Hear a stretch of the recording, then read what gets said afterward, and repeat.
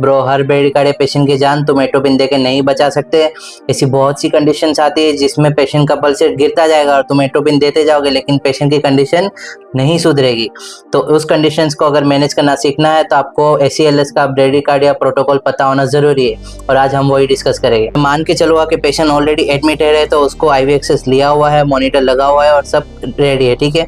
अगर out patient casualty में patient आ रहा है तो फिर आपको पहले IV एक्सेस और सब कनेक्ट करना पड़ेगा और फिर आपको पता चलेगा कि उसका पल्स रेट जो है वो 50 से नीचे जा चुका है और अब वो ब्रेडिकार्डिया में है, ठीक है।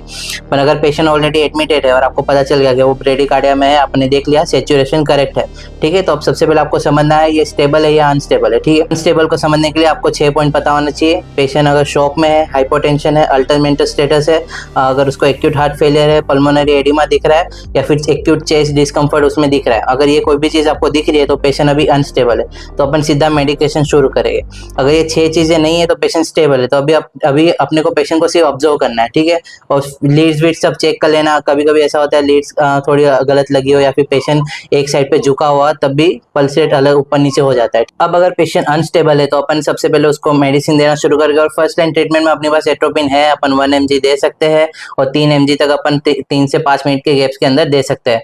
और वो ऑप्शन नहीं है तो अपने पास दूसरे सेकंड लाइन ड्रग्स जैसे कि डोपामाइन और एपिनेफ्रिन के इन्फ्यूजन पड़े हैं, ओके। अगर इन सब से करेक्ट नहीं हो रहा, कंडीशन कुछ ऐसी होती है जिसमें एट्रोपिन इफेक्टिव नहीं है या फिर मॉर्बिड स्ट्रू है या फिर 3rd डिग्री हार्ट ब्लॉक है या फिर QRS वाइड होता हुआ दिख रहा है आपको, उस कंडीशन में एट्रोपिन काम नहीं करेगा। उस वक्त आपको करना पड़ेगा TCP, ट्रांसक्यूटेनियस स्पेसिंग। और ये स्पेसिंग स्पेस मेकर नहीं है। बहुत से मैंने ICU में लोगों को अगर स्पेसिंग वर्ड सुना है तो वो लोग उनको लगता है ये स्पेस मेकर है, ये सिर्फ कार्डियोलॉजिस्ट कर सकता है। अरे भाई वो ट्रांसवीनस स्पेसिंग होता है और मैं ट्रांसक्यूटेनियस स्पेसिंग की बात कर रहा हूँ।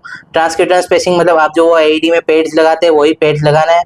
आपके जो डिफिब्रिलेटर है उसके ऊपर एक स्पेसिंग मोड होगा, उसमें स्पेसिंग मोड सेट कीजिए, अपना डिजायर पल्स रेट डाल लिए और 35 मिली एम्पियर से अपन करंट शुरू करेंगे। धीरे धीरे करंट बढ़ाना है जब तक अपना डिजायर पल्स रेट अचीव नहीं होता, ठीक है। ये अपन 24 आवर्स तक पेशेंट को लगाए रख सकते हैं। वो शॉक की तरह नहीं, एक बार दिया और पेशेंट ठीक हो गया, ये कंटिन्यू रहता है। इसलिए इसका शॉक का जो पावर है बहुत कम है। 35 मिली एम्पियर से शुरू करते हैं अपन, 100 मिली एम्पियर तक जा सकते हैं, ठीक है। ऑब्वियसली जब ये सब आप देख लो उसके बाद अपने को कॉज ढूंढना पड़ेगा कि पेशेंट ब्रेडिकार्डिया में क्यों जा रहा था। अपने 5H 5T अपने देख लेंगे और कॉज की तरफ भी आगे बढ़ेंगे, ठीक है। पर इनिशियली बचाने के लिए आपको इतनी चीज करनी है। मेडिकेशन अनस्टेबल स्टेबल देख लो, अनस्टेबल है तो अपने मेडिकेशन देंगे। वो पेशेंट ठीक नहीं हो रहा है या फिर 3rd डिग्री हार्ट ब्लॉक या फिर मॉर्बिड स्ट्रू है तो अपने उसको TCP करेंगे, ओके।